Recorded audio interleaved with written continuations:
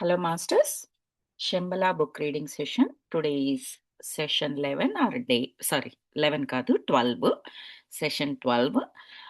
Last week మనం క్లాస్లో ఆ చాప్టర్ కంప్లీట్ అయిపోయింది. ఫస్ట్ చాప్టర్ అంటే ఇంట్రడక్షన్ పార్ట్స్ తర్వాత మళ్ళీ నెంబర్ 1 నుంచి మొదలు పెట్టారు కదా!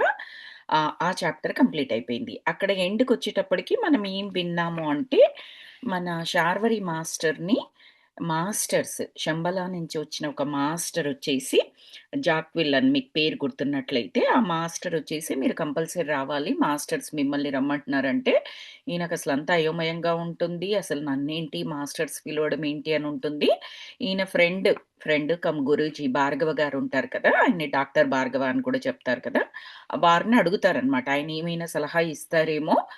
ఆయన చాలాసార్లు హిమాలయాలకి, మానస సరోవరానికి వెళ్తూ ఉంటారు. ఆ పాప కూడా అక్కడి నుంచే వచ్చింది, శివాని అనే పాప అని హెల్ప్ చేస్తారని వెళ్తే, భార్గవ గారి దగ్గర నుంచి హెల్ప్ అలా ఏమీ ఉండదు. ఉండదు అంటే చెయ్యకూడదు అని కాదక్కడ. సో, ఆయన ఆయన చేయలేని సిట్యుయేషన్ ఉంటుందనమాట. ఆయన అక్కడ ఒక చిక్కు సమస్యలో ఇరుక్కొని పోయుంటారు. ఈయన వెళ్ళేటప్పటికి ఏంటంటే, ఈ శివాని మా అమ్మాయే అని చెప్పేసి ఒక మదరొచ్చి తను అడుగుతూ ఉంటారనమాట. ఈ పాప ఏమంటది, నేను అసలు నాకు తెలీదు ఈవిడెవరో అని పాపంటది. ఆ భార్గవ గారికి కూడా ఆవిడెవరో తెలీదు. బట్ ఆవిడ మాత్రం నేను మదర్‌నంటూ ఉంటది. సరే అని చెప్పేసి మన శార్వరి గారేమంటారు, సరే ఉండనివ్వండి, తల్లి అని చెప్తోంది కదా, తల్లిలాగా చూసుకుంటది, హెల్ప్ అవుతూ ఉంటుంది కదా, ఉంటే మాత్రం పోయేదేంటి అన్న టైప్‌లో ఆయన చెప్తారు. మధ్యలో కొన్ని జోక్స్ లాగా కూడా అంటారు ఆయన్ని. సో, అక్కడ ఆగిపోయింది. ఆహ్, లాస్ట్ వాక్యం ఏం రాసారంటే, ఇప్పుడు భార్గవ ఇంట్లో ఒక పిల్ల, ఆ పిల్లకు అమ్మ గాని, ఒక తల్లి.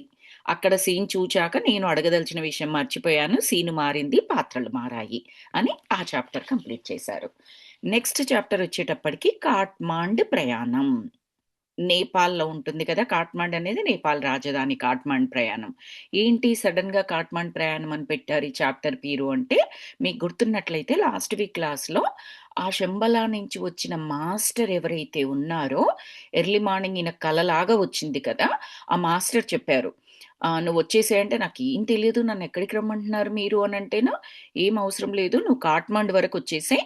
ఆ కాట్మాండ్ నుంచి మాస్టర్స్ చూసుకుంటారు. తర్వాత ప్రయాణం అంతా అక్కడి వరకు నువ్వు రా" అని చెప్పేసి చెప్తారనమాట. అందుకని ఇక్కడ కాట్మాండ్ ప్రయాణం అని పెట్టారు. అంటే ఆయన జర్నీ టు శంబలా స్టార్ట్ అయిపోయింది అన్నట్లు. ఈ చాప్టర్‌తో ఇక్కడి నుంచి స్టార్ట్ అవుతుంది. భార్గవ చకచకా ఏర్పాట్లు చేశాడు. భార్గవ అంటే ఎవరు? ఈయన ఫ్రెండ్. అదే డాక్టర్ భార్గవ అని చెప్పేసి అంటున్నాం. ఆయన నిజంగా డాక్టర్ కాదు. ఆధ్యాత్మికంగా డాక్టరు. ఆయన దగ్గర శివాని పాప ఉంది కదా! సో, ఆ భార్గవ గారి గురించి. భార్గవ చకచకా ఏర్పాట్లు చేశాడు. ఎక్కడ ఎవరిని పట్టాలో ఆయనకు తెలుసు. నిత్య యాత్రికుడు కదా! ఎందుకంటే రోజు యాత్రలు చేస్తూనే ఉంటాడు కదా! ఆయన అన్నింటికి తిరుగుతూ ఉంటాడు కాబట్టి. శంబల ప్రయాణం అనగానే ఎగిరి గంతేశాడు. ఏదో స్వర్గం నుండి ఆహ్వానం వచ్చినంత సంబరపడ్డాడు. శంబల అంటే స్వర్గారోహణమే కదా! ధర్మరాజు భార్య ద్రౌపదితో, సోదరులతో కలిసి హిమాలయాలు ఎక్కాడు. స్వర్గారోహణ పర్వంలో అది చదువుకున్నాము. హిమాలయాలు ఎక్కడం అంటే స్వర్గారోహణమే. వ్యాసుల వారు రాయలేదు కానీ, ఆ స్వర్గం శంబలయే అయి ఉండాలి. శంబల అంటే అందరూ చేరలేరు. నాతో ప్రయాణం అంటే భార్గవ థ్రిల్ ఫీల్ అవుతున్నాడు. భార్గవ గారిని వెంట పెట్టుకొని వెళ్తున్నారనమాట శార్వరి గారు. ఆయనకొక్కరికి ధైర్యము సరిపోవడం లేదు, నమ్మకము కలగడం లేదు. ఎందుకంటే, ఆయనకు సంబంధించినంత వరకు ఆయన సాధారణ నార్మల్ పౌరుడు అంతే. కాకపోతే ఆధ్యాత్మిక పుస్తకాలు చదువుతారు, మార్నింగ్ లేస్తారు. ఇవన్నీ మంచి హ్యాబిట్స్ ఉన్నాయి.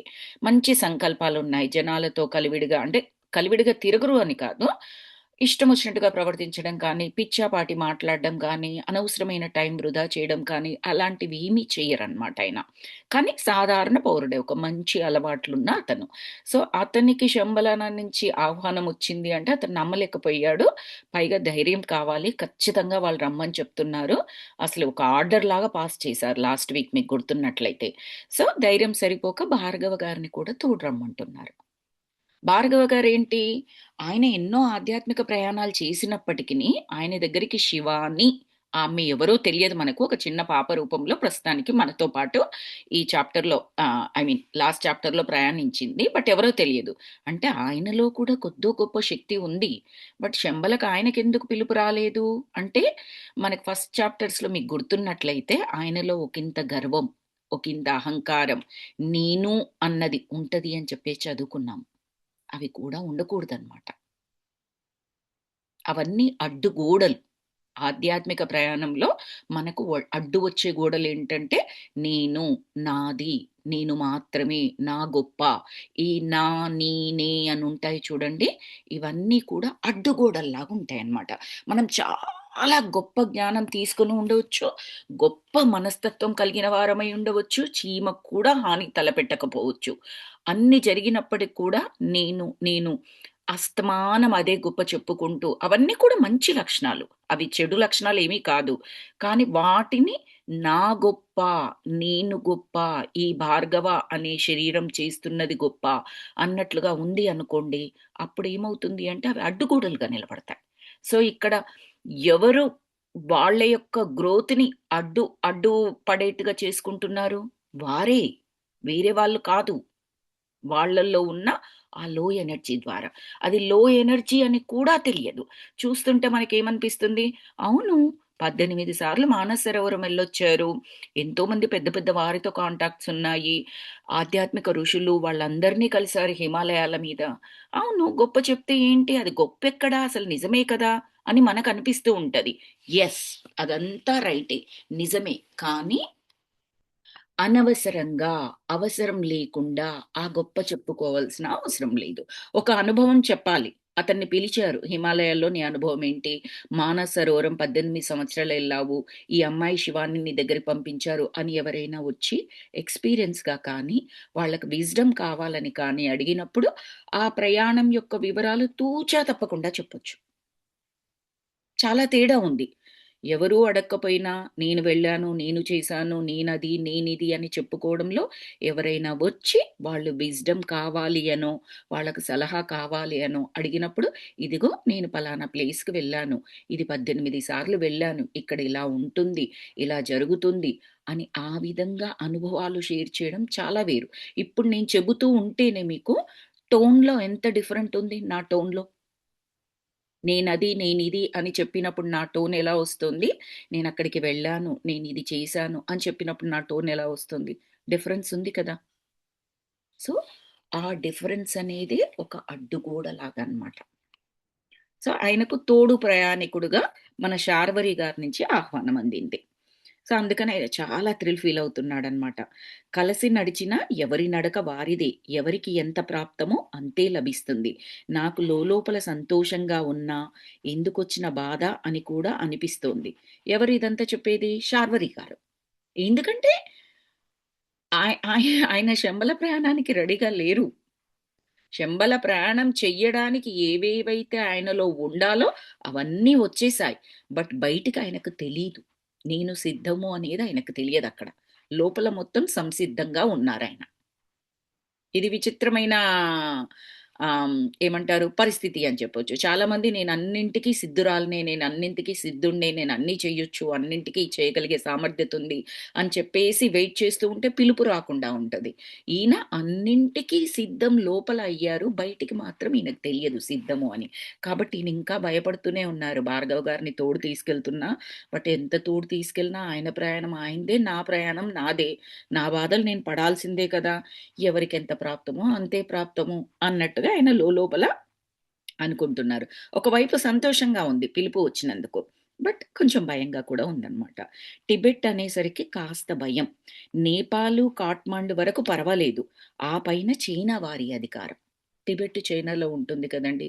దేశాలు, దేశాధిపతులు అవన్నీ కూడా మనకి ఒకింత ఆ పరిస్థితులకు సంబంధించిన ప్రభావం మన మీద ఉంటుంది. నేపాల్ అనేది మనకు దగ్గరగా పక్కనే ఉన్న దేశము, చిన్న దేశము, సంబంధ బాంధవ్యాలు మంచిగా ఉన్నాయి కాబట్టి ఏం ప్రాబ్లమ్ లేదు. అదే చైనా అనేటప్పటికి కొంచెం భయంగా ఉంది. పాకిస్తాన్ అంటే ఇంకొద్దిగా భయంగా ఏర్పడతది. ఇంకొద్దిగా ఏంటి చాలా ఎక్కువ భయం. ఎందుకు? ఆ దేశానికి, మన దేశానికి ఉన్న పరిస్థితుల ప్రభావం వల్ల ఏర్పడిన భయం. ఇండివిడ్యుయల్‌గా ఎవరికీ ఏ ప్రాబ్లమ్ లేదు. శార్వరి గారు ఆ పాకిస్తాన్‌లో ఎవరికీ తెలీదు. ఆ చైనాలో ఎవరికీ తెలియదు. వాళ్ళెవరో ఈయనకు తెలియదు. మరి భయమెందుకు అంటే దేశాల మధ్య ఉన్న పరిస్థితుల వల్ల కలిగిన భయమనమాట. ఆ! ఆ పైన చైనా వారి అధికారం, అడుగడుగునా ఆంక్షలు, అవరోధాలు, వీసా దొరకడం కష్టం, ప్రయాణం అంతకంటే కష్టం. ఎవరెస్ట్ వెళ్ళినా సారీ. ఎవరెస్ట్ వెళ్ళే వారిని చైనా ప్రభుత్వం ముప్పు తిప్పలు పెడుతుందట. అందున ఇండియా నుండి వచ్చేవారంటే చైనా వారికి మరీ మంటట. సవాళ్లు తప్పవు. ఇది భయానికి కారణం. పరిస్థితులు అని చెప్పాను చూడండి. ఆ దేశానికి, ఈ దేశానికి పరిస్థితులు అంటే ఇది. మరీ ఇండియా వాళ్ళంటే చైనా వారికి మంట అని చెప్పేసి రాసారిక్కడ. హోటల్ హిమాలయలో గదులు రిజర్వ్ చేశారు భార్గవ. ఢిల్లీ నుండి బయలుదేరిన 2 గంటల్లోనే మేము కాఠ్మాండు చేరుకున్నాము. నాకున్నది పుస్తకాల జ్ఞానం. భార్గవది అనుభవ జ్ఞానం. ఫోటోల్లో హిమాలయాల్లో అద్భుతంగా ఉంటాయి. కానీ ఎక్కాలంటే తల ప్రాణం తోకకొస్తుంది. కాఠ్మాండులోనే మా కష్టాలు ప్రారంభమైనాయి. భార్గవ తోడు ఉన్నాడన్న ధైర్యం, అనుభవం ఉన్నవాడు కనీసంగా మానస సరోవరం వరకు తీసుకెళ్ళగలడు. అక్కడి నుండి కైలాసానికి ఒక నమస్కారం చేసుకొని తిరిగి రావచ్చు. మానస సరోవరం దగ్గర నుంచి ఇట్లా పైకి చూసి అదే కైలాసము అని చెప్పేసి దండం పెట్టేసుకొని రావచ్చు. ఇలా తిరుగుతున్నాయి ఆయన ఆలోచనలు లోపల. హోటల్ హిమాలయలో సామాను పడేసి రిలాక్స్ అయ్యాము. తర్వాత రెస్టారెంట్‌లో ఛాయ కోసం వెళ్ళాను. నా కాషాయ బట్టలు బాగా ఉపకరించాయి. నన్నొక స్వామీజీగా గౌరవించారు. చూడండి వస్త్రధారణకి ఎంత ఇంపార్టెన్సో. ఈయన హిమాలయాలకు అటు వెళ్తున్నారు కాబట్టి కాషాయ దుస్తులు వేశారు. కాషాయము అనగానే మనకి ఒక రకమైన గౌరవం ఉంటుంది. ఇండియాలో ఎక్కడికి వెళ్ళినా కూడా. సో, ఈయన సన్యాసి అని చెప్పేసి స్వామీజీ. స్వామీజీలు కూడా వేసుకుంటారు కదా! స్వామీజీ అని చెప్పేసి గౌరవించారట వాళ్ళు. ఎవరు? ఆ హోటల్ వాళ్ళు. నిజానికి ఆ కాషాయ బట్టలతోనే నా కష్టాలు కూడా ప్రారంభమయ్యాయి అని చెప్తున్నారు. ఇండియాలో అయితే కాషాయాన్ని అభిమానిస్తారు. ఇతర ఇతర చోట్ల ఎబ్బెట్టుగా చూస్తారు. ఇప్పుడే నేను చెప్పాను కదా! ఇండియాలో కాషాయానికి ఎక్కడికి వెళ్ళినా గౌరవం ఉంటుంది. తెలియకుండానే గౌరవిస్తారు అని. ఇక్కడ బానే గౌరవం దొరికింది. బట్ తెలియకుండానే ఆయన కాషాయ బట్టలతోనే బాధ ఎక్కడ మొదలైందంటే పక్క దేశానికెళ్తున్నాడు కదా! అక్కడ మొదలైంది. వేరే చోట్ల ఎబ్బెట్టుగా చూస్తారు. కాషాయం కట్టిన వాళ్ళని వింతగా చూస్తారు. ప్రతి వారు నమస్కరిస్తారు లేదా తప్పుకుపోతారు. హోటల్ హిమాలయలో ఇండియన్స్ ఎక్కువగా కనిపించరు. అందులో శంబల వెళ్ళేవాళ్ళు అసలే ఉండరు. మానస సరోవరికి, ఎవరెస్ట్ దర్శనానికి వచ్చేవారు ఎక్కువ. పర్వతారోహణ కోసం వచ్చే పాశ్చాత్యులు ఎక్కువ. ఇండియన్స్ కాదు ఇప్పుడు ఆయన దిగిన హోటల్‌లో ఎక్కువగా ఉన్నది. పాశ్చాత్యులు. అదర్ కంట్రీస్ వాళ్ళు ఎక్కువగా ఉన్నారు. కాబట్టి వాళ్ళు వింతగా చూడ్డం అన్నమాట. హోటల్ వ్యాపారం బాగానే ఉంది. నా వరకు నేను ఏదో విచిత్ర లోకంలోకి వచ్చి పడ్డట్టుగా అనిపించింది. కమ్మని తెలుగు మాట్లాడేవారు ఒక్కరు కూడా లేరు. నా అంతరాత్మ ఒకటే సణుగుడు. ఏదో మిస్టరీ జరగబోతోందని. ఏమిటో ఈ ప్రయాణం? శంబల వెళ్ళే వారిని ఎవరో వచ్చి గైడ్ చేస్తారట. నా కోసం ఎవరు వస్తారు మరి? అదొక పిచ్చి నమ్మకం, ఆరాటం. వస్తూ పోతున్న వారి ముఖాలు చూస్తున్నాను. నా కోసం వచ్చేవాడు నన్ను గుర్తించాలి కదా! వారు నా కోసమే వచ్చారని నేను కూడా గుర్తించాలి కదా! ఎప్పుడూ లేనంత ఉద్వేగం. ఎప్పుడూ కలగనంత శూన్యత నాలో. శూన్యత అంటే బ్లాంక్ స్టేట్. అసలు ఏమీ అర్థం కావట్లేదు. Blank state completely. శూన్యమైన స్థితి. అవ్యక్తమైన చైతన్యం. లోపల చైతన్యం ఉంది. కానీ ఏంటో తెలియట్లేదు. అవ్యక్తము అంటే వ్యక్తం కానిది. వ్యక్తం చేయలేకపోతున్నాడు అదేంటి అన్నది. లాన్స్‌లో కూర్చొని చాయ్ తాగి సిగరెట్ వెలిగించాను. అక్కడ చలికో ఏమో సన్యాసులు, బైరాగులు దమ్ము కొడుతున్నారు. అమ్మో! సన్యాసులు, బైరాగులు వాళ్ళ సిగరెట్ అలాంటి వాటికి దూరంగా ఉండాలి. ఆయనేమని రాసారంటే, చలికో ఏమో అక్కడ చాలా చల్లగా ఉంటుంది కదా! దమ్ము కొడుతున్నారు. మన దేశంలో అయితే కాషాయ స్వాములు బాహాటంగా సిగరెట్ కాల్చరు. బాహాటంగా కాదు, లోపల కూడా కాల్చకూడదు. వాళ్ళు స్వామీజీలు, సన్యాసులైతే చలి కాదు హిమాలయాల్లో వణుకుతూ గడ్డగట్టిపోతూ ఉన్నా కూడా అలాంటివి చెయ్యకూడదు. కేవలం దొంగ స్వాములు, దొంగ సన్యాసులు వీళ్ళుంటారు కదా! వాళ్ళు మాత్రమే చేస్తారండి. రియల్ వాళ్ళు మాత్రం ఎక్కడ, ఎప్పుడు చెయ్యరు. వాళ్ళు అంత పెద్ద నేరం చేయడానికి వాళ్ళస్సలు ఆ బట్ట కట్టుకొని మరీ చేయరు. దానికి మించి ఆ కాషాయపు బట్టనొదిలేసి నార్మల్ పౌరుడుగా ఉండి, ఆ సిగరెట్ కాల్చాలన్నా, ఇంకో పని చేయాలన్నా చెయ్యొచ్చేమో కానీ, అవి కట్టుకొని చేస్తే దాని మీనింగ్ ఎలా అర్థం చేసుకోవచ్చు మనమంటే, జస్ట్ నార్మల్ పౌరుడిగా బట్టలేసుకొని, నార్మల్ పౌరుడు జీవనం కొనసాగిస్తూ, ఒక సిగరెట్ కాల్చడమో, పొరపాటునో, కావాలనో, మందు తాగడమో చేస్తే ఒక 100 స్టెప్సున్న నిచ్చెనలో ఒకటో, రెండో స్టెప్ నుంచి కింద పడ్డట్టు. అప్పుడు చిన్న దెబ్బే తగులుతుంది. సన్యాసుల్లాగా, స్వామీజీల్లాగా వేషాలు వేసుకొని, ఆ వేషాల మాటున చెయ్యకూడని పనులు చేస్తే ఆ 90 మెట్టో, 95 మెట్టో, 96 మెట్టో ఔట్ ఆఫ్ 100 మెట్లల్లో అక్కడి వరకు రీచ్ అయ్యి, అక్కడి నుంచి కింద పడ్డట్టు. ఎంత డ్యామేజ్ జరుగుతదో ఆలోచించండి. అస్సలంటే అస్సలు చేయకూడదు. ఆ ముసుగులో చేస్తారు చూడండి, అస్సలు చేయకూడదు. సాధారణ పౌరుడుగా చేస్తే లభించే కర్మ చాలా తక్కువ కంపారిటివ్‌లీ. అందుకే అన్నీ తెలిసిన వాడు ఎప్పుడూ కూడా తప్పు చేయడానికి సాహసించకూడదు తెలిసి. తెలియక చెయ్యొచ్చు. తెలియక ఎంత పెద్దవాడైనా, ఎంత చిన్నవాడైనా చేయొచ్చు. నీ మస్తిష్కంలో, నీ మైండ్‌లో ఆలోచన లేకుండా, అది తప్పు అని తెలియకుండా జరిగిపోయింది. అది పొరపాటుగా జరిగినా సరే, తెలియకపోవడం వల్ల. పొరపాటు కంటే మనకు తెలుసు. కానీ ఆ పర్టిక్యులర్ మొమెంట్‌లో మనకు గుర్తుకు రాలేదు. కావలసి చేసింది కాదు. పొరపాటయింది. అప్పుడు కొంచెం శిక్ష పడతదేమో. బట్ స్టిల్ తెలిసి చేస్తే జరిగినంత శిక్ష మాత్రం పడదు. ఇంకొక ఎగ్జాంపుల్ చెప్తాను. ఇంట్లో ఇద్దరు పిల్లలుంటారు. పెద్దవాడు, చిన్నవాడు. ఓకే. చిన్నవాడు పెద్దవాడిని కొడితే మనమేమంటాము? కాస్త చెప్తాము. వాడలా మళ్ళా చేయకూడదు కాబట్టి, "నువ్వు తప్పు అలా అన్నయ్యని కొట్టకూడదు" అని చెప్పేసి చెప్తాము. వాడు మళ్ళీ ఇంకోసారి చెప్తే, చేస్తే ఒక దెబ్బ కూడా వేస్తాం వాడిని. గట్టిగా చెప్పి ఒక దెబ్బ కూడా వేస్తాము. అదే పెద్దవాడు చిన్నవాడిని కొట్టాడనుకో, "నీకు బుద్ధి లేదారా? నీకు తెలియదా? వాడంటే చిన్నవాడు. నీకు తెలియాలి కదా! వాడు కొడితే నువ్వు మళ్ళీ కొడతావా?" అని పెద్దవాడిని ఫస్ట్ కొడతాం మనం. తిట్లు పడతాయి. వానికెక్కువగా ఆప్షన్స్ ఇవ్వము. ఎక్కువగా ఛాన్సెస్ ఇవ్వము. మహా అంటే ఫస్ట్ టైమ్ చెప్తామేమో. సెకండ్ టైము చిన్నవాడు ఎంత రక్కస్ చేసినా, ఎంత అల్లరి చేసినా, ఎంత ఇబ్బంది చేసినా, పెద్దవాడు ఓర్చుకోవాలి అన్నట్టుగా చెప్తాం. ఎందుకంటే నీకు తెలుసు కాబట్టి. పెద్దవాడివైన పాపానికి ఓర్చుకోవాలని కాదు మీనింగక్కడ. పెద్దవాడివి అలా చేయడం తప్పు అని తెలుసు కాబట్టి, నువ్వు తప్పు స్టార్ట్ చేయకూడదు. ఒకవేళ వాడు చేస్తే నువ్వు వాడికి చెప్పడమో, వినకపోతే నాకొచ్చి చెప్పడం, నాన్నకొచ్చి చెప్పడం లాంటివి చేయాలి తప్పిస్తే, నువ్వు మళ్ళీ తిరిగి వాడు దేనితో నిన్ను కొట్టాడో దాంతోనే నువ్వు కొట్టకూడదు. పెద్దవాడికి దెబ్బలు పడతాయి. రీజన్ ఎందుకు? దానికి. Simple example. సో ఇక్కడ ఆహ్, అంటే రాసారు కాబట్టి నేను చెప్పాల్సొచ్చిందండి ఇక్కడ. బాహాటంగా సిగరెట్ కాల్చరు అని రాసారు కదా! లోపలో ఎక్కడో కాల్చినా పొగ బయటికి రానియ్యరు. శిష్యులు ఆ పొగ శేషం చప్పరిస్తారు. దూరం నుండి ఒక పొడవైన వ్యక్తి నన్ను చూచి నా వైపు రాసాగాడు. సరాసరి వచ్చి నా ఎదురు సీట్లో కూర్చున్నాడు. అంతలోనే భార్గవ కూడా వచ్చి కలిసాడు. గురూజీ గమనించారా ఇక్కడ వాతావరణం ఎంత టర్స్‌గా ఉందో? ఎందుకంటే ఎందుకంత టెన్షన్? ఒక్క మొహంలో నవ్వు కనిపించడం లేదు. అన్నీ దిబ్బ మొహాలే. అక్కడ హాల్‌లో ప్రేయర్ జరుగుతోంది. పదండి వెళ్లి చూద్దాం. ఏంటి హోటల్‌లో ప్రేయరా? తప్పదు గురూజీ. ఈ హోటల్‌లో బుద్ధ మెడిటేషన్ హాల్ ఉన్నది. అక్కడ 24 గంటలు ప్రేయర్ జరుగుతుంది. హోటల్‌కి వచ్చిన వారు వెళ్లి మెడిటేషన్ చేసుకుంటారు. అది ఇక్కడి ఆచారం, సాంప్రదాయం. ఇదంతా ఎవరి మధ్యలో జరిగిన కన్వర్జేషన్? శార్వరి మాస్టర్ అండ్ ఆ భార్గవ గారు.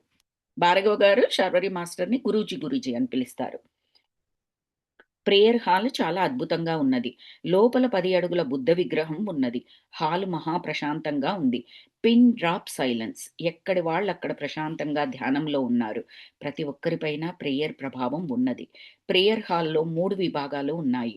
ఒక దానిలో బుద్ధుని విగ్రహం ఉన్నది. బుద్ధుని విగ్రహం ఉన్న దానిలో బౌద్ధులు మాత్రమే ధ్యానం చేస్తారు.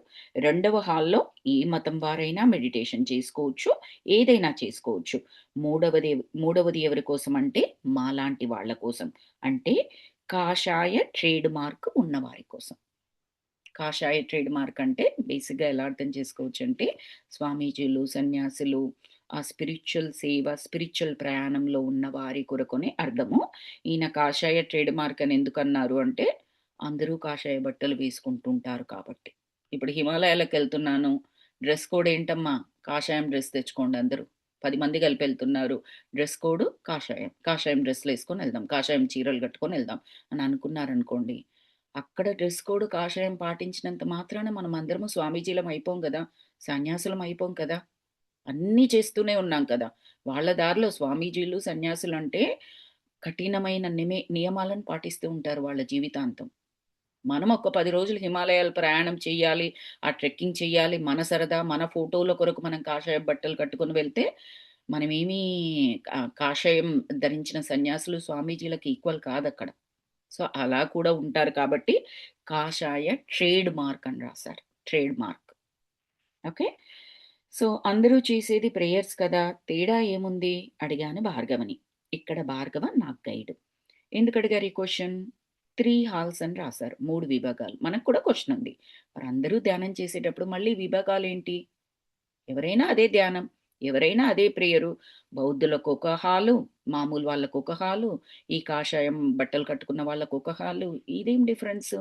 అంతా ఒక్కటే కదా! స్పిరిచ్యుయాలిటీ అంటేనే అంతా ఒక్కటి అని మనసా, వాచా, కర్మేణ తెలుసుకోవడం పరిపూర్ణంగా. అది స్పిరిచ్యుయాలిటీ. మళ్ళిక్కడ 3 విభాగాలేంటిక్కడ? క్వెషనొస్తుంది కదా మనకు కూడా. సో, భార్గవ గారే కాబట్టి ఈయన గైడ్ ప్రస్తుతానికి. ఆయన చాలా సార్లొచ్చారు కాబట్టి, భార్గవ ఇలా వివరించాడు. ఇక్కడ ప్రేయర్ 2 రకాలు గురూజీ. ఏదో ఒక దేవుని పేరున చేసే ప్రేయర్ ఒక ప్రేయర్. అది పూజానంతర ఆరాధన, అనుష్ఠానం. అది ఎవరి ఇష్టం వారిది. ఓ భగవంతుడా నాకు ఈ పని చేసి పెట్టు అనే అర్థింపు ఉంటుంది. అంటే రిక్వెస్ట్. రెండవది జస్ట్ మెడిటేషన్. ఫస్ట్‌ది మనందరికి అర్థమైంది. చాలా మంది మనలో ఆ కేటగరీ కిందకొస్తాము. నాకు ఈ నొప్పుంది, ఆ బాధుంది, ఈ కష్టముంది, ఈ ప్రాబ్లముంది, ఇది కావాలి, అది కావాలి అని చెప్పేసి మనకందరికీ ఇష్ట దైవాలు ఉంటారు. తప్పేమీ లేదు అందులో. పేరు అంతే. ఉన్నది ఒక్కటే స్వరూపము ఆ క్రియేటరు. మనం ఒక స్టేజ్‌లో ఎలా ఉంటాము అంటే, నాకు శివుడిష్టం, నాకు లక్ష్మి ఇష్టం, నాకు అన్నపూర్ణ ఇష్టం, నాకు గాయత్రి ఇష్టం, నాకు విష్ణువు ఇష్టం ఇలా అని జెప్పేసి ఉంటుంది. అదొక స్టేజు. అదేమి తప్పు కాదు. అలా ఉండడం తప్పేమీ కాదు. Step by step. ఇప్పుడు 100 మెట్లు అని అనుకున్నామనుకోండి, అందులో ఒకానొక స్టెప్ ఇది. ఉన్నారని గుర్తించావు అట్‌లీస్ట్. ఎవరు లేరు. అంతా నేనే. అసలు దేవుడనేవాడు లేడు. దెయ్యం అనేవాడు లేడు. మనుషులు ఒక్కొక్కరు ఒక్కొక్క రకంగా 100 మంది 100 రకాలుగా నేనే అని ఉన్నామనుకోండి, ఇంకసల ఆ లాడరే ఎక్కలేదు వాడు. కిందెక్కడో పాతాళంలో పొర్లాడుతూ ఉన్నాడన్నట్టు. ఆ లాడర్ ఎక్కలేదు. అట్‌లీస్ట్ దేవుడు ఉన్నాడు.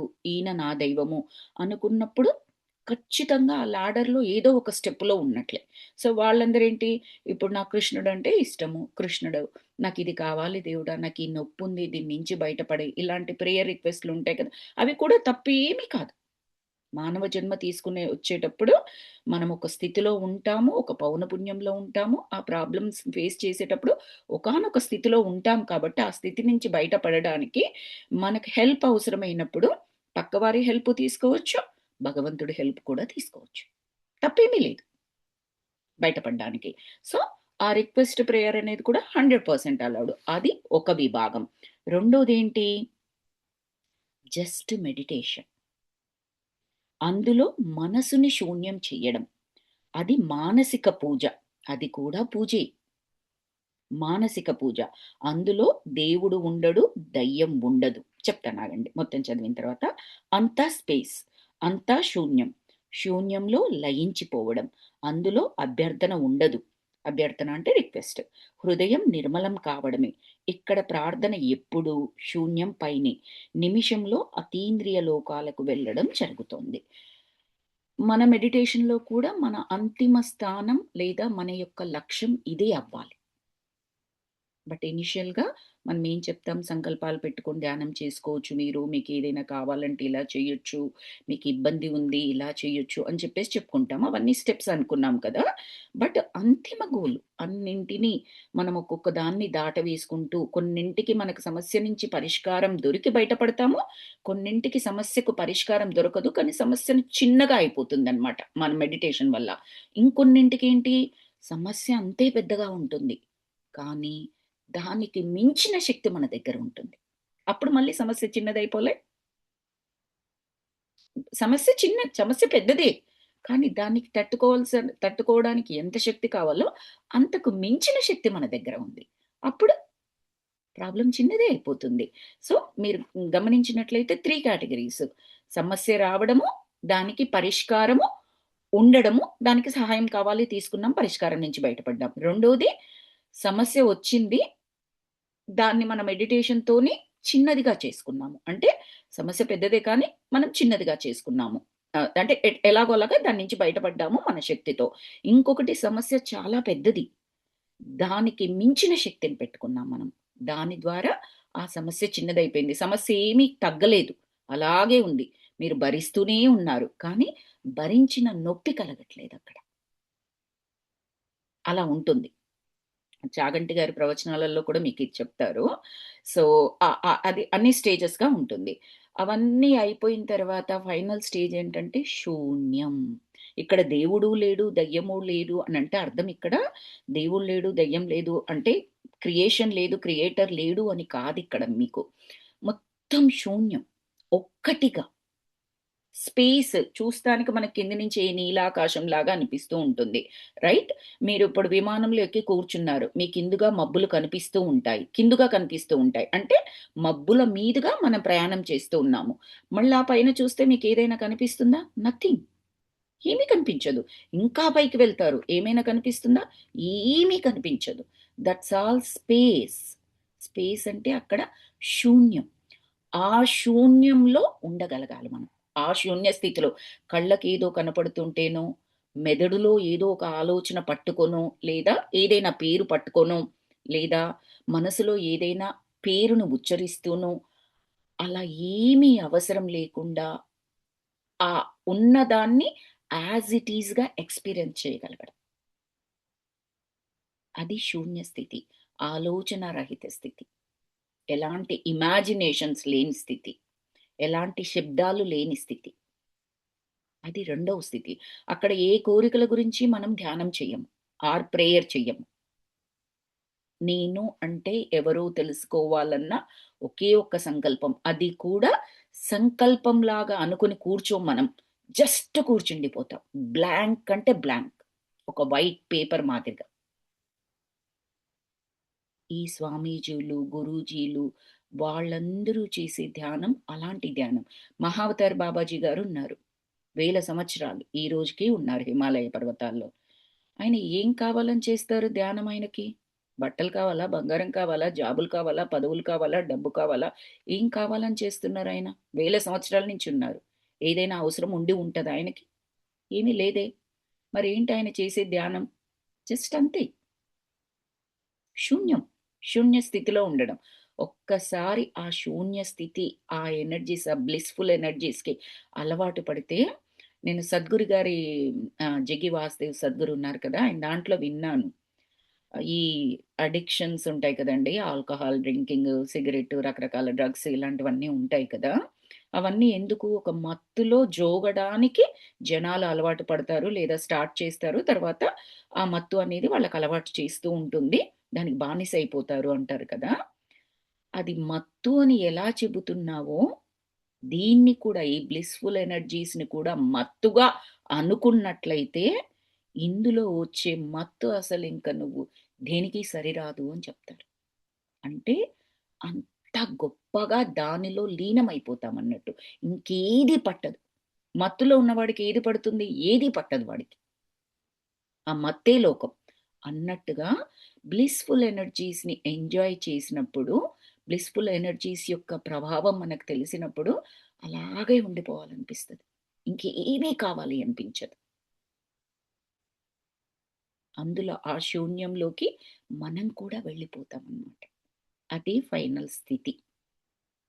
రమణ మహర్షి గారు మనందరికీ బాగా తెలిసిన ఎగ్జాంపుల్ అని చెప్పొచ్చు. ఎగ్జాంపుల్ ఇన్ ద సెన్స్ నిన్న మొన్నటి వారు రమణ మహర్షి కాబట్టి జస్ట్ 100 150 ఇయర్స్ బ్యాక్ కాబట్టి రమణ మహర్షి గారిది ఆ ఎగ్జాంపుల్ పర్ఫెక్ట్‌గా సూట్ అవుతది. కొన్ని లక్షల మంది, కోట్ల మంది విజిట్ చేశారు. ఈ రోజుకి విజిట్ చేస్తున్నారు. ఆయన ఆశ్రమంలోకి వెళితేనే ఒకానొక అనుభూతి కలుగుతుంది అని చెప్తారు. చాలా చేంజ్ అయిపోతుంది అని చెప్తారు ఆయన ఆశ్రమంలోకి వెళ్ళినప్పుడు. మామూలు వాళ్ళు నార్మల్‌గా ఏ మెడిటేషను ఇంతవరకు తెలియని వారు కూడా. ఇంకా అది తెలిసి వెళ్ళిన వారికి మాత్రం చాలా మీరు సినిమా యాక్టర్ వెంకటేష్ ఉన్నారు కదా! ఆయన చెప్తారు. ఆయనకు మేజర్ చేంజ్ కలిగింది రమణాశ్రమంలోనే. ఆయన చెప్తారు ఆయన ఇంటర్వ్యూస్‌లో చాలా సార్లు. I don't know. అప్పటి వరకు నా మెదడులో ఏవేవో క్వెషన్స్ ఉండాయి. ఏంటేంటో తెలుసుకోవాలని ఉండేది. చాలా క్లటరీగా ఉండేది. నేను అక్కడికెళ్ళి కూర్చున్న తర్వాత చేంజ్డ్ ఎవ్రీథింగ్. నాలో పిచ్చ క్లారిటీ వచ్చింది. స్పష్టత వచ్చింది అని చెప్పేసి చెప్తారాయనకి. ఆధ్యాత్మికత అంటే ఏంటి? నేను అంటే ఏంటి? ఆ స్పష్టత వచ్చిందని.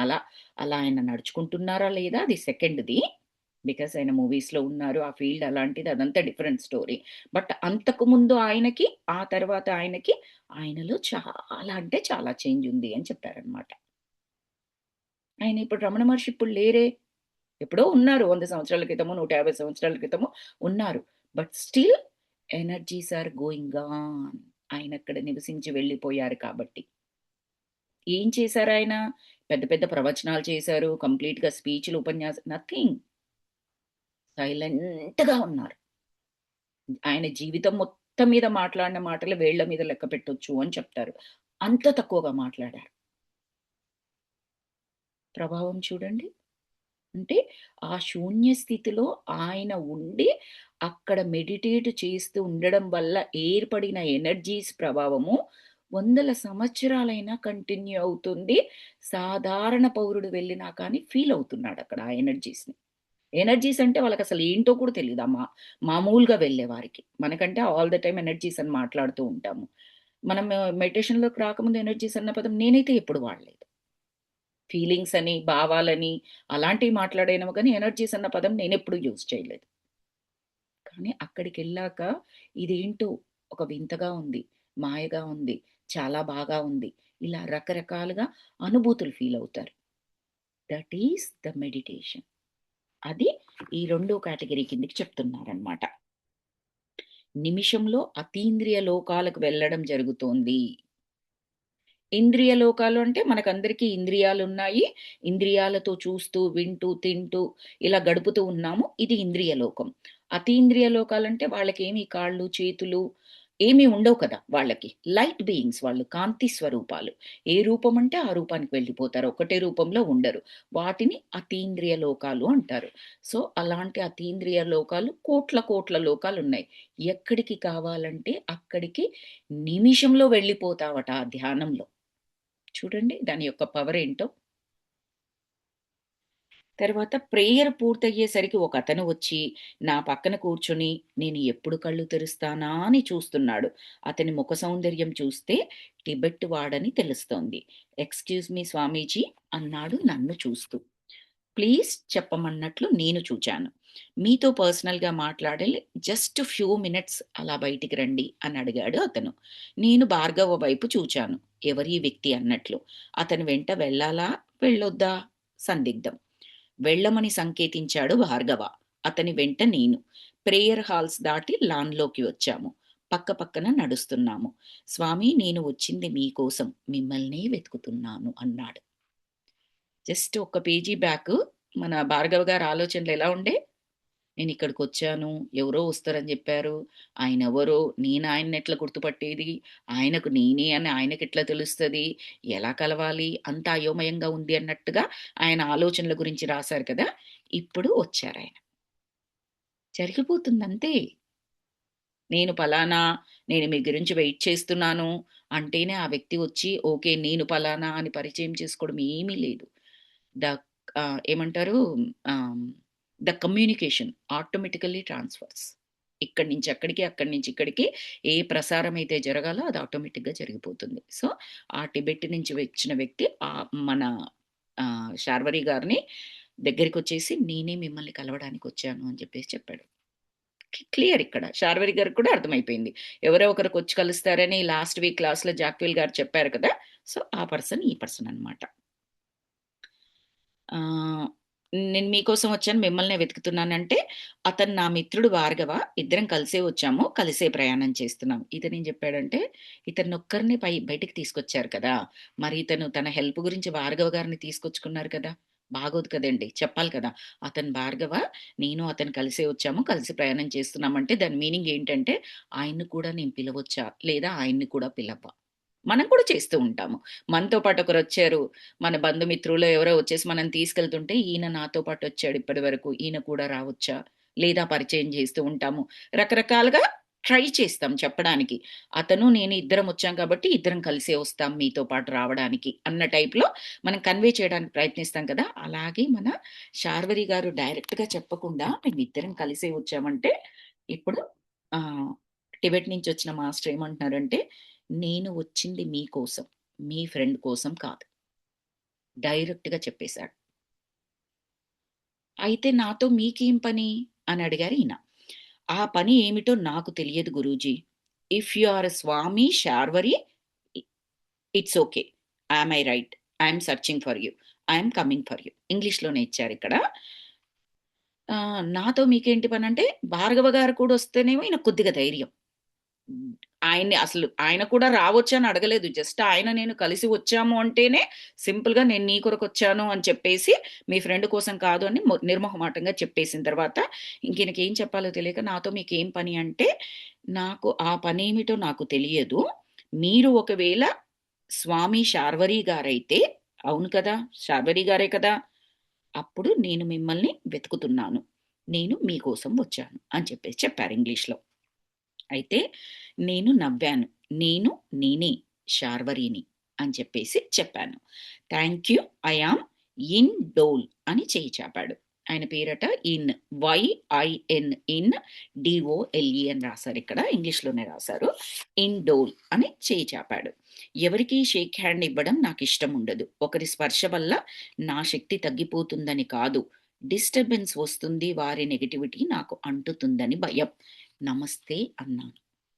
ఇక్కడ మళ్ళీ మనం కొద్దిగా డిస్కస్ చేసుకోవచ్చు మాస్టర్స్. మన ఇండియాలో కల్చర్ ఏంటి? మన సంస్కృతి ఏంటి? నమస్కారం అని చెప్పేసి 2 చేతులు జోడిస్తాము.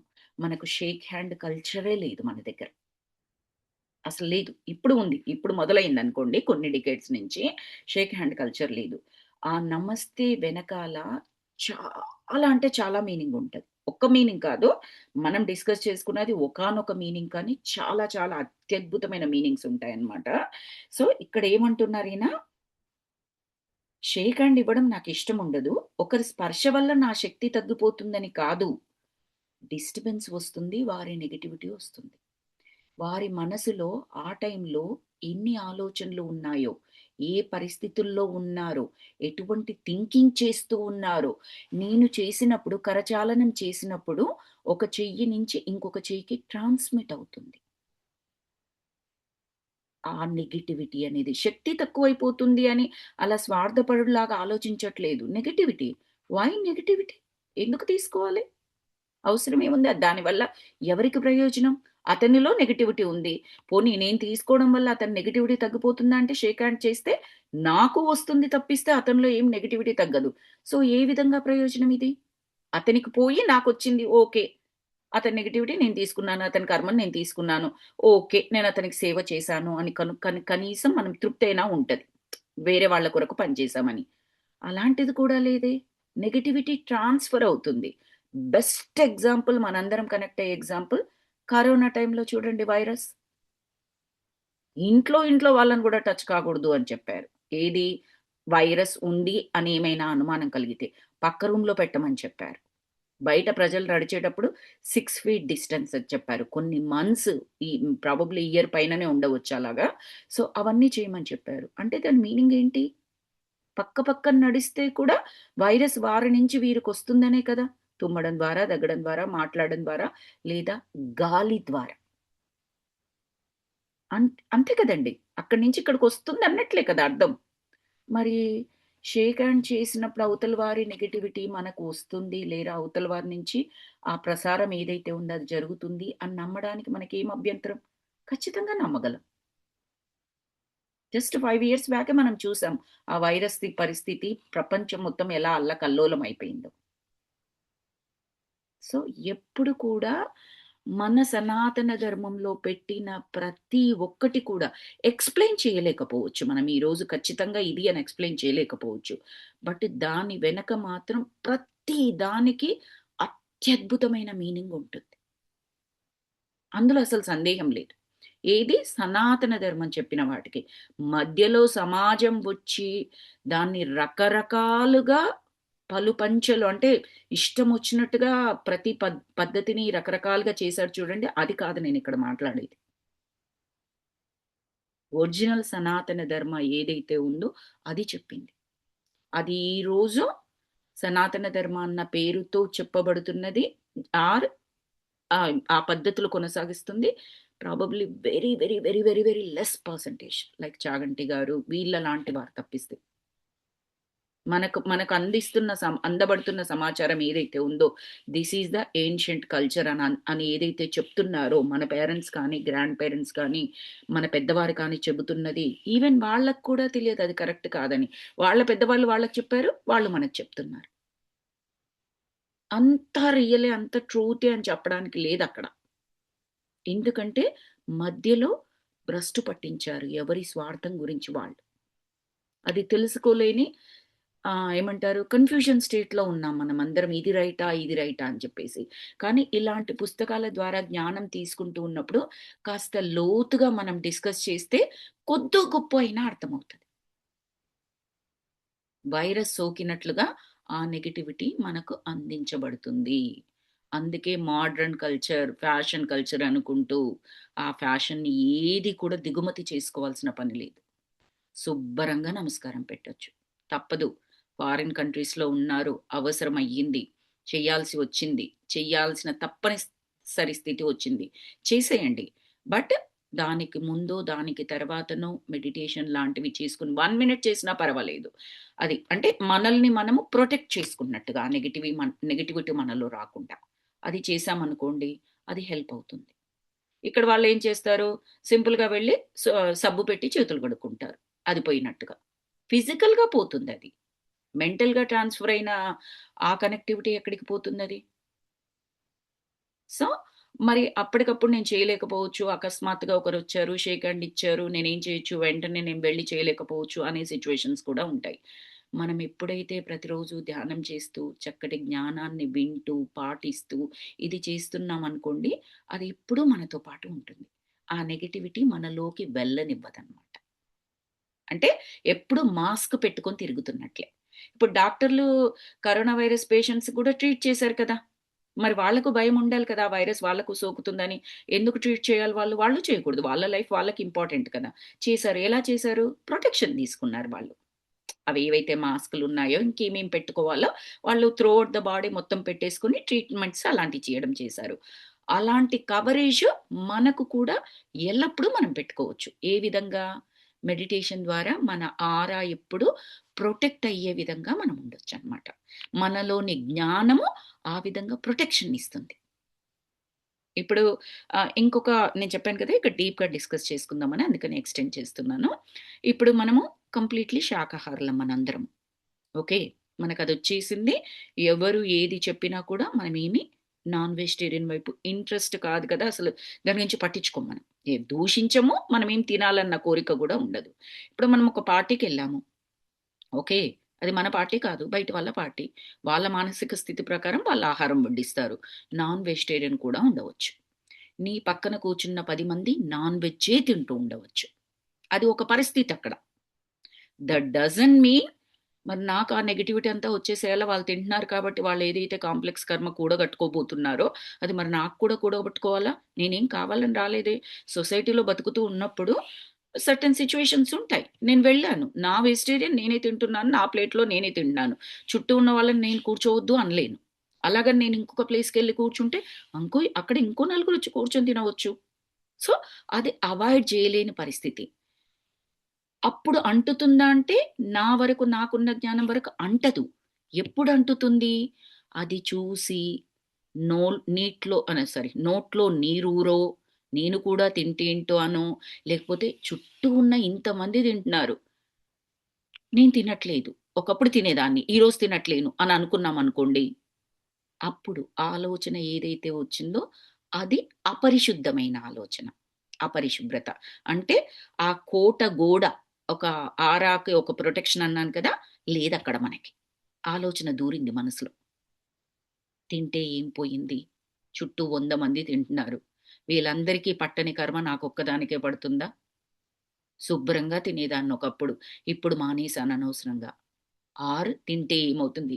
ఏ చిన్న కదలిక కలిగినా కూడా వైరస్ ప్రవేశించినట్టు. ఆ వైరస్. అంతమందిలో ఉండి కూడా మీ ఫుడ్ మీరు సాత్వీకమైన మనసుతోనే తింటున్నారు. Nothing will touch you. మీకు మీ జ్ఞానం అనేది ప్రొటెక్షన్ లాగా అక్కడ ఉన్నది. తర్వాతెళ్లి మీరు మెడిటేషన్ చేసుకోండి, చేసుకోకపోండి ఇట్స్ ఓకే. ముందర మెడిటేషన్ చేసుకొనెళ్ళండి, చేసుకోకపోండి it's okay. Because every single day meditate చేస్తున్నారు. కావాల్సిన జ్ఞానం అణువణువున మీకుంది కాబట్టి, ఇంక మీలో ఆలోచన కూడా దూరదు ఎలాంటి పరిస్థితుల్లో కూడా. That is the protection we need to have it. అప్పుడు మీరు అవతల వారికి షేక్ హ్యాండ్ చేసినా, ఇంకొకటి చేసినా కూడా ఏ ప్రమాదము ఉండదు. ఈవెన్ మన బాడీలో రోగనిరోధక శక్తి చాలా మంది ఉన్నవారికి, ఇప్పుడు ఆ వైరస్ వచ్చిన వాళ్ళకి, అంటే కరోనా వైరస్ టైంలో కరోనా వైరస్ వచ్చిన వాళ్ళకి తెలియకుండా చాలా సార్లు టచ్ అయ్యి ఉండవచ్చు. వాళ్ళు పీల్చిన గాలి పీలవచ్చు. రకరకాలుగా జరిగి ఉండవచ్చు. జరగకుండా మాత్రం ఇంపాసిబుల్ అది. కానీ మనలో ఉన్న రోగనిరోధక శక్తి వల్ల మనకు ఆ ప్రాబ్లమ్‌లో పడలేదు ఆ టైంలో. ఎవరికైతే రోగనిరోధక శక్తి ఉందో వాళ్ళు ఆ ప్రాబ్లమ్‌లో పడ్డారు. సింపుల్. అక్కడ రోగనిరోధక శక్తి అంటున్నాము, శరీరానికి సంబంధించింది కాబట్టి. ఇక్కడేమంటున్నాము, మన యొక్క విజ్డమ్ ప్రొటెక్షన్. మన జ్ఞానమే మనకు ఎక్కడ ముందుకు వెళ్ళాలి, ఎక్కడ వెనక్కుండాలి ఆలోచనలతో సహా. ముందరికి వెళ్ళడం అంటే కాలు ముందరకు పెట్టడం, చెయ్యి ముందరకు పెట్టడం కాదు. ఆలోచన ముందుకు వెళ్ళడంతో సహా. అంత, అంత పవర్‌ఫుల్ మాస్టర్స్ జ్ఞానం అనేది. మీకు లాస్ట్ వీకో, అంతకుముందు వీక్‌లో ఒకసారి చెప్పాను కదా! ఒక హై లెవెల్ స్టోరీ చెప్తున్నానని లక్ష్మీ సరస్వతి గురించి. అది మళ్ళీ నాకు ఇన్‌స్టాగ్రామ్‌లో కనిపించింది ఆ స్టోరీ మళ్ళీ నాకు. ఏంటి అంటే లక్ష్మీదేవి విష్ణువుని అడుగుతదనమాట. నేను జనాలు ఇప్పుడు నన్ను ప్రే చేశారనుకోండి, వాళ్ళకి సంపదను నేనివ్వగలిగే స్తోమత నాకివ్వండి. నాకు సంపదలకు రాణించెయ్యండి అన్న టైప్‌లో అనమాట. అంటే దాని యొక్క అధికారం నాకివ్వండి. కావాల్సిన వారికి నేను ఇవ్వగలిగేటట్లుగా అంటే, తథాస్తు అంటాడు. కానీ నీకిచ్చిన ఏదైతే వరముందో, దానికి సంబంధించి ఫైనల్ అధికారం నాకుంటుంది అని చెప్తాడు. అంటే ఫైనల్ అధికారం అంటే నువ్వు సంపాదన ఎవరికి కావాలన్నారు, చాలా మంచిగా నేను తపస్సు చేశారు, అన్నీ చేశారు. వాళ్ళకి లక్ష్మీదేవిని కటాక్షం చేసేసావు నువ్వు. కానీ వాడు చెడుగా ప్రవర్తిస్తున్నాడు. చెడుగా చేస్తున్నాడు. వాడకూడని విధంగా వాడుతున్నాడు. ఆ లక్ష్మిని వెనక్కి తీసుకునే అధికారం నాకుంటుంది అని చెప్పాడు. నువ్విస్తావు. నీకా వరం ఇచ్చేశాను నేను. కానీ నువ్విచ్చిన దాన్ని తిరిగి వెనక్కి తీసుకునేది నా దగ్గరుంది. ఆ ఫైనల్ పవర్ అనేది. అయితే సరస్వతి మాత అప్పుడేం చేస్తదంటే, ఆమె వచ్చేసి నాకు లక్ష్మిలాగా కాదు, నేనొకసారి ఇచ్చానంటే ఇంక దాని మీద ఎవరికీ అధికారం ఉండకూడదు. నీకు కూడా ఉండకూడదు. ఫైనల్ అధికారం నాదే ఉండాలి. అంటే మీకు మన భాషలో చెప్తున్నానండి. అక్కడ స్టోరీ డిఫరెంట్‌గా ఉంటది గానీ, మీనింగ్ మన దానికి అర్థమయ్యేట్టుగా చెప్తున్నాను. అన్నప్పుడు ఆయనేమంటాడంటే, డోంట్ వర్రీ, జ్ఞానానికి నిన్ను అధికారిని చేస్తున్నాను. జ్ఞానానికి నువ్వు దేవతవి. ఎవరికి కావాలి, ఎవరు జ్ఞానానికి అర్హులో లేదా జ్ఞానం కావాలని ఎవరు అడుగుతారో వాళ్లకు నువ్వు జ్ఞానాన్ని ప్రసాదించవచ్చు. ఆ జ్ఞానాన్ని తిరిగి తీసుకునే అధికారం నీకు లేదు, నాకు లేదు అని చెప్తాడు. జ్ఞానం అనేది అంత పవర్‌ఫుల్. ఇచ్చిన దేవత కూడా తిరిగి తీసుకోలేదు. ఏ దేవతకైతే వరం ఇచ్చాడో విష్ణువు, ఆయన కూడా వెనక్కి తీసుకోలేడు. అందుకే జ్ఞానం అనేది ఆత్మతో పాటు ఆత్మ ఎన్ని వందల వేల కోట్ల జన్మలు తీసుకుంటుందో, అన్ని జన్మల వరకు ఆ జ్ఞానము ఒక సంపద మాదిరిగా వస్తుంది. జ్ఞాన సంపద. అదే మన డబ్బు, ఈ లక్ష్మి, కోట్ల కోట్ల బంగారం, బట్టలు, డబ్బులు, సో అండ్ సో ప్రాపర్టీస్ ఎక్కడికి తీసుకెళ్ళలేమని మనలో ప్రతి ఒక్కరికి తెలుసు. మన ముందు పెద్ద కోటీశ్వరులు వాళ్ళ బాడీ వెకేట్ చేసి ఎళ్ళిపోవడం చూసాము. బాడీతో పాటు nothing went with them. Single రాయి కూడా వాళ్ళతో పాటు వెళ్ళలేదు. అది మనందరికీ తెలుసు. క్లియర్ కట్ ఎగ్జాంపుల్స్ అన్నమాట మనకిక్కడ. జ్ఞానానికి మనం ఎందుకు టైం కేటాయించాలి? ఆ జ్ఞానాన్ని ఎందుకు లోపలికి తీసుకోవాలి? ఇంప్లిమెంట్ చేయాలి? జ్ఞానంతో పాటుగా మనం ప్రయాణిస్తే, అంటే జ్ఞానాన్ని ఊతకర్రలాగా తీసుకొని ప్రయాణిస్తే అది ఎంత ప్రొటెక్ట్ చేస్తుంది. చుట్టూ కల్మషంగా, మురికి కాలువలాగా ఉన్నా కూడా మనం ఆ తామర పువ్వులాగా బయటకొస్తామనమాట ఆ జ్ఞానంతో ఉంటే. ఆ దేవుడికి అర్పించడానికి మనము అర్హులమవుతాం. అది జ్ఞానం యొక్క విలువ. Okay masters. సో, డీప్‌గా వెళ్ళాము. హ్మ్. చూద్దాము ఇంకెంత వరకుంది. ఓకే. ఇంకొక 2 పారాగ్రాఫ్‌లుంది. ఇది చదువుకొని స్టాప్ చేద్దాము. హ్మ్. నా శక్తి తగ్గిపోతుందని కాదు, డిస్టర్బెన్స్ ఒస్తుంది. వారి నెగటివిటీ నాకంటుతుంది అని భయం. నమస్తే అన్నాను. అతనిలో ఏదో ఆత్మీయత ఉంది. అదే పనిచేస్తోంది. నిజాయితీ ఉన్నది. అబద్ధం చెప్పడు. మోసం చేయడం అతని వల్ల కాదు. ఎవరు అతను? టిబెట్ నుంచి వచ్చిన మాస్టర్ ఆ ఇండోల్. మీరు శంబల వెళ్తున్నారు, ఆమ్ ఐ రైట్ అన్నాడు ఇండోలే. యా అన్నాను. నా శంబల కల గురించి ఇతనికి ఎట్లా తెలిసి ఉంటుంది? భార్గవ్ గాని ఫోన్ చేయలేదు కదా. ఇంకా ఎలా ఆలోచిస్తున్నారో చూడండి మన శార్వరి గారు. అక్కడ కలలో ఆ జాక్విల్ మాస్టర్ చెప్పారు, నీ కొరకు ఒక అతను వస్తాడు, నువ్వు కాట్మండ్ వరకు వెళ్ళు బాబు, అక్కడి నుంచి అంతా మేమే చూసుకుంటాము అని చెప్పాడు. సో ఆ వచ్చిన మనిషి ఇతని. బట్ స్టిల్ మళ్ళీ క్వశ్చన్ ఏంటి, ఇతనికి ఎట్లా తెలుసు? నేను కలకు భార్గవ్కే చెప్పానే, భార్గవ్ ఏమని చెప్పాడా ఏంటి ఈయనకి అన్న టైప్ లో అనిపిస్తుంది ఈయనకి. ఆ ఇంకా నిర్ధారణ కాలేదు. నా ఫ్రెండ్ భార్గవ ప్రపోజల్ అది. హడావుడి అంతా తనదే. ఏమని చెప్తున్నాడంటే తన మీద వేసుకోవట్లే, నేను శంబలకు వెళ్తున్నానని. భార్గవ వెళ్దాం అన్నాడు. అంతా ప్రపోజల్ ఆయనదే. ఆయన గురించి నేను వెళ్తున్నాను అన్నట్టుగా చెప్తున్నాడనమాట. వచ్చింది ఎవరి గురించి? ఈయన గురించి భార్గవ వచ్చాడు యాక్చువల్‌గా చెప్పాలి అంటే. పిలుపొచ్చింది ఈయనకి. బట్ బయటకి మాత్రం నాకేం తెలవదు. ఆయన ఆయన వల్లనే. సో నాకేం తెలవదు అన్న టైప్‌లో చెప్తున్నాడు. అతను నా కళ్ళల్లోకి లోతుగా చూస్తూ అన్నాడు, మిమ్మల్ని లాసా చేర్చే బాధ్యత నాది. కళ్ళల్లోకి లోతుగా చూడ్డము అనే పదం ఎందుకు రాశారిక్కడ? మన సార్ అబద్ధాలాడుతున్నాడు. ఈయననే వచ్చాడు. అంటే భయంతో ఉన్నాడు. ఒంటరిగా ప్రయాణం చేయడానికి ఆయనకు భయమేస్తూ ఉంది. ఏమీ తెలియదు. అనుభవం లేదు. వచ్చినతను ఎవరో వచ్చాడు. మంచిగానే కనిపిస్తున్నాడు. అంతా బానే ఉంది కానీ, భార్గవ్ గారు నాకు కూడా ఉంటే బాగుండు అని భార్గవ్ గారిని ఇందులోకి లాగడానికి, ఇద్దరము కలిసి వస్తాము అని చెప్పడానికి ఈయన ప్రయత్నాలు.